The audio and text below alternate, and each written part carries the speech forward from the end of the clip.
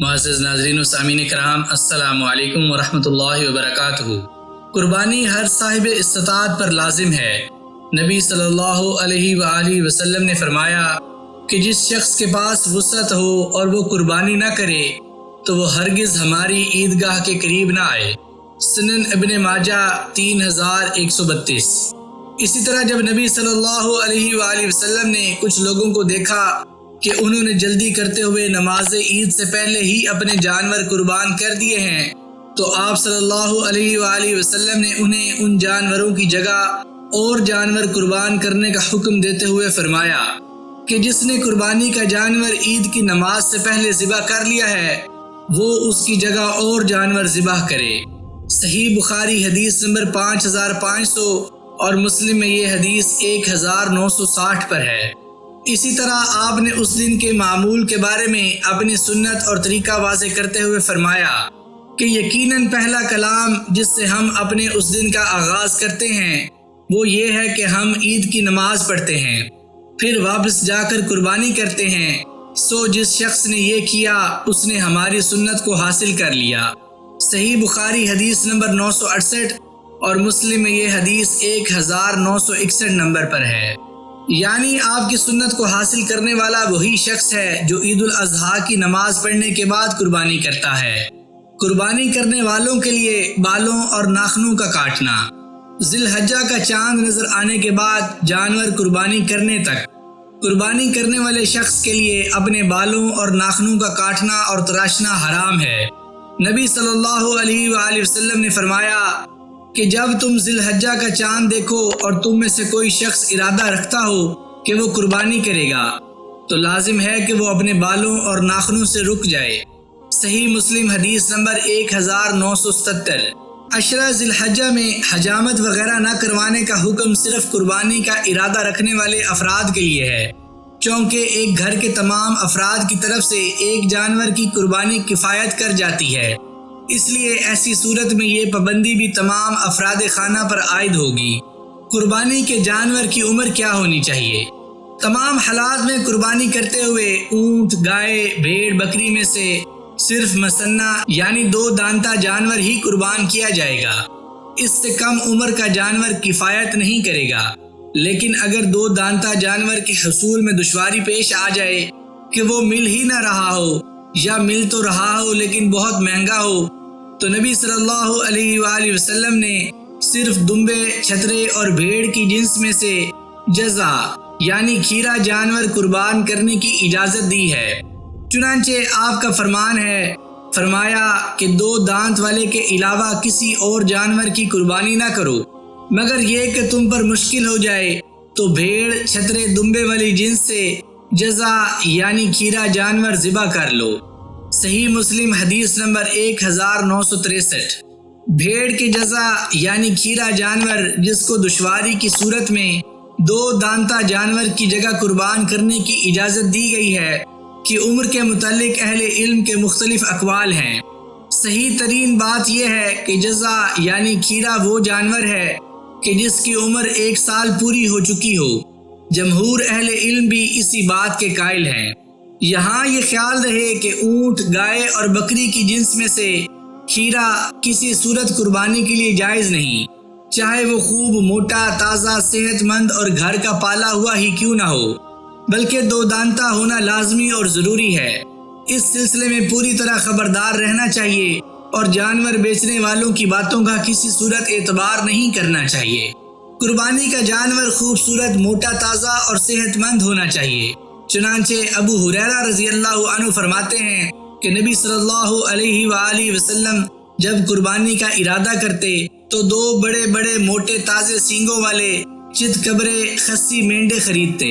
سنن ابن ماجہ 3122۔ اسی طرح صحابہ کرام رضی اللہ عنہم بھی قربانی کے جانوروں کو کھلا پلا کر خوب موٹا تازہ کیا کرتے تھے۔ خصی اور غیر خصی دونوں قسم کے جانور قربان کیے جا سکتے ہیں، خصی ہونا عیوب میں شامل نہیں، جیسا کہ پہلے بیان کی گئی حدیث ابن ماجہ 3122 سے واضح ہے۔ قربانی کا جانور خریدتے وقت خوب اچھی طرح دیکھ لینا چاہیے کہ اس میں کسی قسم کا کوئی عیب نہ ہو۔ عیب دار جانور خریدنے کے معاملہ میں کسی قسم کی نرمی یا رواداری سے کام نہیں لینا چاہیے، کیونکہ اس پر بھی قربانی کی قبولیت کا دار و مدار ہے۔ جو جانور اپنے عیوب کی وجہ سے قربان نہیں کیے جا سکتے، نبی صلی اللہ علیہ وآلہ وسلم نے ان کی تفصیل بیان فرما دی ہے۔ چنانچہ علی المرتضیٰ رضی اللہ عنہ فرماتے ہیں کہ رسول اللہ صلی اللہ علیہ وآلہ وسلم نے ہمیں حکم دیا کہ ہم قربانی کے جانوروں کی آنکھیں اور کان اچھی طرح دیکھ لیا کریں، اور ایسے جانور کی قربانی نہ کریں جس کا کان چرا ہوا ہو، یا اس کے کان میں سوراخ ہو، یا اس کا کان اگلی جانب سے کٹا ہو، اور نہ ایسے جانور کی قربانی کریں کہ جس کا کان پچھلی جانب سے کترا ہوا ہو۔ اسی طرح علی ابن طالب رضی اللہ عنہ فرماتے ہیں کہ نبی صلی اللہ علیہ وآلہ وسلم نے منع فرمایا ہے کہ ٹوٹے سینگ والے اور کٹے ہوئے کان والے جانور کی قربانی کی جائے۔ ابن ماجہ 3145، ابو داؤد 2805 اور ترمذی 1504۔ خیال رہے کہ بعض اوقات سینگ کے اوپر سے خول اتر جاتا ہے، نیچے سینگ بالکل صحیح سلامت ہوتا ہے، ایسا جانور اس ممانعت میں شامل نہیں ہے۔ لیکن اگر سینگ ٹوٹ چکا ہے، تھوڑا یا زیادہ دیوار پر ٹکر مارنے سے، جانور کی اپنی ہی زنجیر میں سینگ پھنسنے سے، مالک کے مارنے سے، یا جانوروں کی باہم لڑائی میں، خریدنے سے پہلے یا بعد میں، تو ایسے جانور کا قربانی کرنا درست نہیں ہے۔ قربانی میں کفایت نہ کرنے والے جانوروں کی تفصیل ایک اور حدیث میں یوں مذکور ہے کہ براء بن عازب رضی اللہ عنہ سے جب سوال کیا گیا کہ قربانی کرتے ہوئے کس کس جانور کی قربانی جائز نہیں ہے، تو انہوں نے جواب دیتے ہوئے فرمایا کہ رسول اللہ صلی اللہ علیہ وآلہ وسلم ہمارے درمیان کھڑے ہوئے اور آپ نے ارشاد فرمایا، 4 قسم کے جانور قربانی میں جائز نہیں ہیں: یک چشم یعنی کانا کہ جس کا یک چشم ہونا واضح ہو، بیمار کہ جس کی بیماری نمایاں ہو، لنگڑا کہ جس کا لنگڑا پن واضح ہو، اور ایسا لاغر دبلا جانور کہ جس کی ہڈیوں میں گودا نہ ہو۔ ترمذی 1497، نسائی 4374 اور ابن ماجہ 3144۔ قربانی کا وقت کیا ہونا چاہیے؟ قربانی کا وقت نماز عید کی ادائیگی کے بعد شروع ہو جاتا ہے۔ نماز عید کی ادائیگی سے پہلے جانور قربان کرنے کی صورت میں قربانی نہیں ہوگی۔ نبی صلی اللہ علیہ وآلہ وسلم نے ارشاد فرمایا، جس شخص نے نماز عید سے پہلے قربانی کا جانور ذبح کر لیا تو وہ تو صرف گوشت ہے جو اس نے اپنے گھر والوں کے لیے کیا ہے، قربانی میں سے کچھ نہیں ہے۔ نبی کریم صلی اللہ علیہ وآلہ وسلم کے حکم کے مطابق نماز عید سے پہلے قربانی کرنے والے شخص کو اس قربانی کی جگہ نماز عید کے بعد دوسری قربانی کرنا ہوگی۔ صحیح بخاری 5562 اور مسلم 1960۔ خیال رہے کہ اس معاملہ میں نبی صلی اللہ علیہ وآلہ وسلم نے شہر یا دیہات میں کوئی تفریق نہیں فرمائی۔ کوئی شخص شہر میں ہے یا دیہات میں، قربانی تبھی بنے گی جب وہ عید کی نماز پڑھنے کے بعد قربانی کا جانور ذبح کرے گا۔ یہ دعویٰ کہ دیہات یا گاؤں والے فجر کی نماز کے بعد بھی قربانی کر لیں تو ان کی قربانی ہو جائے گی، غلط ہے۔ رسول اللہ صلی اللہ علیہ وآلہ وسلم سے اس قسم کی کوئی تفریق یا ایسا کوئی حکم ثابت نہیں ہے۔ قربانی عید الاضحیٰ کے دن یعنی 10 ذو الحجہ کو کرنا بہت زیادہ فضیلت کا حامل ہے، کیونکہ عید کا دن ان ایام یعنی ایام عشرہ میں داخل ہے کہ جن میں کیا جانے والا نیک عمل اللہ کے نزدیک سال کے باقی تمام دنوں میں کیے جانے والے نیک عمل سے زیادہ محبوب اور افضل ہے۔ اسی طرح نبی کریم صلی اللہ علیہ وآلہ وسلم کا اپنا عمل بھی پہلے دن کا ہے۔ حجۃ الوداع کے موقع پر آپ نے 100 اونٹ نہر کیے اور سب کے سب پہلے دن یعنی 10 ذو الحجہ کو نہر کیے۔ مسلم 1218۔ باقی جہاں تک قربانی جائز ہونے کی بات ہے تو سارے ایام تشریق یعنی 11، 12، 13 ذو الحجہ قربانی کے دن ہیں۔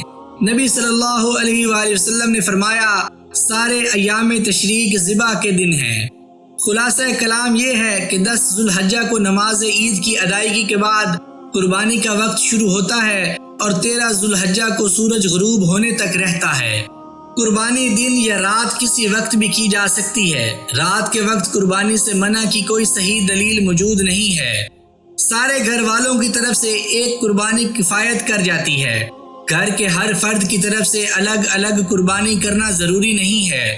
سیدنا ابو ایوب انصاری رضی اللہ عنہ سے پوچھا گیا کہ رسول اللہ صلی اللہ علیہ وآلہ وسلم کے زمانے میں لوگ قربانیاں کیسے کرتے تھے؟ تو انہوں نے جواب دیا، آپ صلی اللہ علیہ وآلہ وسلم کے بابرکت دور میں آدمی اپنی اور اپنے گھر والوں کی طرف سے ایک قربانی دیا کرتا تھا۔ ترمذی 1505 اور ابن ماجہ 3147۔ قربانی کرتے ہوئے اونٹ یا گائے میں شراکت۔ حج اور عمرہ کے موقع پر اونٹ اور گائے کی قربانی میں 7 افراد شریک ہو سکتے ہیں۔ سیدنا جابر بن عبداللہ رضی اللہ عنہ فرماتے ہیں کہ ہم نبی صلی اللہ علیہ وآلہ وسلم کے ساتھ حج کے لیے لبیک پکارتے ہوئے نکلے تو نبی صلی اللہ علیہ وآلہ وسلم نے ہمیں حکم دیا کہ ہم 7 آدمی ایک اونٹ یا گائے میں شریک ہو جائیں۔ مسلم 1213۔ جبکہ حاجی یا معتمر کے علاوہ کی طرف سے کی جانے والی قربانی کی صورت میں گائے میں 7 اور اونٹ میں 10 افراد شریک ہو سکتے ہیں۔ سیدنا عبداللہ بن عباس رضی اللہ عنہ فرماتے ہیں کہ ہم رسول اللہ صلی اللہ علیہ وآلہ وسلم کے ساتھ ایک سفر میں تھے کہ عید الاضحیٰ آ گئی تو ہم گائے کی قربانی میں 7 اور اونٹ کی قربانی میں 10 افراد شریک ہوئے۔ ترمذی 1501، نسائی 3397، ابن ماجہ 3131۔ جانور کو ذبح کرتے وقت قبلہ رخ کرنا رسول اللہ صلی اللہ علیہ وآلہ وسلم کی سنت مطہرہ سے ثابت ہے۔ ابو داؤد 2795۔ قربانی کا جانور کسی دوسرے سے ذبح کروانا بھی جائز ہے، لیکن نبی صلی اللہ علیہ وآلہ وسلم کا عام معمول یہی تھا کہ آپ خود قربانی ذبح فرمایا کرتے تھے۔ چنانچہ انس ابن مالک رضی اللہ عنہ فرماتے ہیں کہ نبی صلی اللہ علیہ وآلہ وسلم 2 چتکبرے سینگوں والے مینڈے قربان کرتے تھے۔ آپ اپنا پاؤں ان کے پہلو پر رکھتے اور انہیں اپنے ہاتھ سے ذبح کرتے تھے۔ صحیح بخاری 5564۔ قربانی کی دعا۔ نبی کریم صلی اللہ علیہ وآلہ وسلم قربانی کرتے وقت بسم اللہ واللہ اکبر پڑھا کرتے تھے۔ بخاری 5565 اور مسلم 1966۔ جانور ذبح کرنے کے آداب۔ جانور کو ذبح کرنے کے لیے چھری کو خوب اچھی طرح تیز کر یا کروا لینا چاہیے۔ نبی صلی اللہ علیہ وآلہ وسلم کے پاس قربانی کے لیے مینڈا لایا گیا تو آپ نے عائشہ رضی اللہ عنہا سے چھری منگوائی اور انہیں حکم دیا اس کو پتھر کے ساتھ تیز کرو۔ صحیح مسلم 1967۔ عبداللہ بن عباس رضی اللہ عنہ فرماتے ہیں کہ ایک آدمی نے ذبح کرنے کے لیے بکری کو زمین پر ڈال رکھا تھا اور خود اپنی چھری تیز کر رہا تھا، تو نبی صلی اللہ علیہ وآلہ وسلم نے فرمایا کہ کیا تو یہ چاہتا ہے کہ اسے کئی موتیں مارے؟ تو نے اسے لٹانے سے پہلے اپنی چھری کو تیز کیوں نہ کیا؟ ذبح کرنے کے بعد جانور کی گردن مروڑ کر اس کا منکا نہ توڑا جائے اور نہ ہی چھری کی نوک کو گردن کی ہڈی میں موجود حرام مغز میں مارا جائے۔ اس طرح جانور کا خون پوری طرح باہر نہیں نکل پاتا اور اس کا گوشت طبی طور پر نقصان دہ ہو جاتا ہے۔ ذبح کرنے کے بعد جانور کو تسلی سے ٹھنڈا ہونے دیں، اس کا خون اپنے طبعی بہاؤ سے باہر نکلنے دیں۔ جب تک جانور مکمل طور پر ساکت نہ ہو جائے کھال اتارنے کا آغاز نہ کریں۔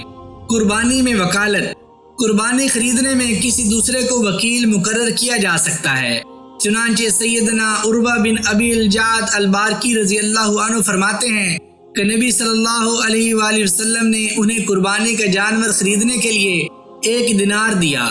انہوں نے آپ کے لیے اس سے 2 بکریاں خرید لیں، پھر ان دونوں میں سے ایک کو 1 دینار میں بیچ دیا اور نبی صلی اللہ علیہ وآلہ وسلم کے پاس 1 دینار اور 1 بکری لے کر حاضر ہو گئے۔ آپ نے انہیں تجارت میں برکت کی دعا دی، پھر اگر وہ مٹی بھی خریدتے تو انہیں اس میں نفع ہوتا۔ صحیح بخاری حدیث نمبر 3642۔ اسی طرح قربانی ذبح کرنے اور گوشت وغیرہ تقسیم کرنے کا معاملہ بھی کسی دوسرے کے سپرد کیا جا سکتا ہے، جیسا کہ حجۃ الوداع کے موقع پر نبی صلی اللہ علیہ وآلہ وسلم نے اپنے قربان کیے جانے والے 100 اونٹوں میں 63 اونٹ اپنے دست مبارک سے قربان کیے، پھر علی المرتضیٰ رضی اللہ عنہ کی ذمہ داری سونپی تو باقی 37 اونٹ انہوں نے نہر کیے۔ مسلم 1218۔ اسی طرح قربانی کا گوشت اور کھالیں تقسیم کرنے کی ذمہ داری بھی علی المرتضیٰ رضی اللہ عنہ نے نبھائی۔ بخاری 1716 اور مسلم 1317۔